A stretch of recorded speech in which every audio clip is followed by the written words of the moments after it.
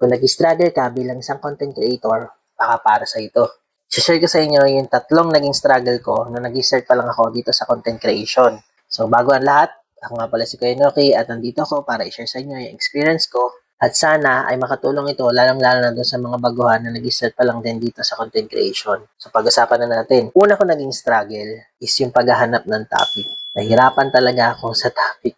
Kasi sobrang dami ng topic dito sa social media. Hindi ko alam kung anong dapat kong gawin. Dapat humanap kayo ng topic na gugustuhin nyo gawin araw-araw. Siguraduhin nyo na kaya nyo siyang gawin. Pasok sa oras nyo at hindi kayo may stress na gawin siya araw-araw. Mas maganda kung specific yung topic nyo. Halimbawa yung sa account ko, taga-probinsya, ang mga pinopost ko doon, mga araw-araw na ganap dito sa amin, ganoon. Pero masyado pa yung malawak. Kung mas gusto mo pang palalimin na, mas gusto mo pang makakuha ng audience, mas gawin mo pa siyang specific. Halimbawa, sa farming, mga paraan para mas lalo pang dumami yung bunga ng ating halaman. Kung mas specific, mas maganda at mas clear yung message mo sa mga audience mo. So, number 2 na naging struggle ko is yung pagiging mahihain ko. Hindi talaga ako mahilig umarap sa camera. Hindi ako mahilig magpa-picture, hindi ako mahilig magpa-video. Kung ako yung magbi-video, ako yung magpi-picture, okay lang. Pero pag ako yung nasa harap ng camera, hindi. Lalo na kung magsasalita sa harap ng camera, ikaw na lang. Wag na ako. Ganon ang nasa isip ko. Pero nung sunod-sunod na akong gumagawa ng video, sunod-sunod na nila akong kinukuhanan. Unti-unti kong na-overcome yung hiya ko. Kumapal na yung mukha ko. Hindi.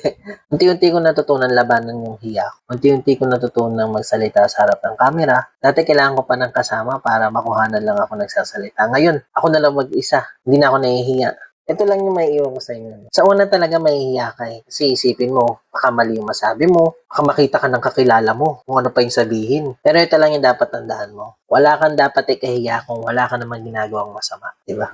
Sa content creation, dapat nag-i-enjoy ka. Hindi ka dapat ma-stress sa kung anong isipin ng iba. Kung nag-i-enjoy ka naman sa ginagawa mo, bakit ba, diba? So, yun yung number 2 na naging struggle ko. Pero ngayon, tinanong mo, hindi na, diba? At number 3, expectation. Tandaan mo, hindi porkit nag-post ka, marami nang manonood sa'yo. Hindi porkit maganda yung videos mo, marami nang manonood sa'yo. Hindi porkit marami kang followers, manonood na sila sa'yo. Dapat merong value yung ipopost mo. Dapat merong may iwanan sa kanila. Dapat meron silang mararamdaman. Dapat mag-e-enjoy sila at matututo sa bawat post natin. Dahil dyan tayo makikilala at dyan tayo babalik-balikan. Expect na natin na sa una, maliit pa lang yan. Huwag kang mag-focus sa views. Huwag kang mag-focus kung magbabiral ka o hindi. Dapat kang mag-focus sa i-content mo. Kung nakatulong sa yung video na to, huwag mong kakalimutang i-like and i-share para mas lalo pa tayong maraming matulungang content creator. Bye!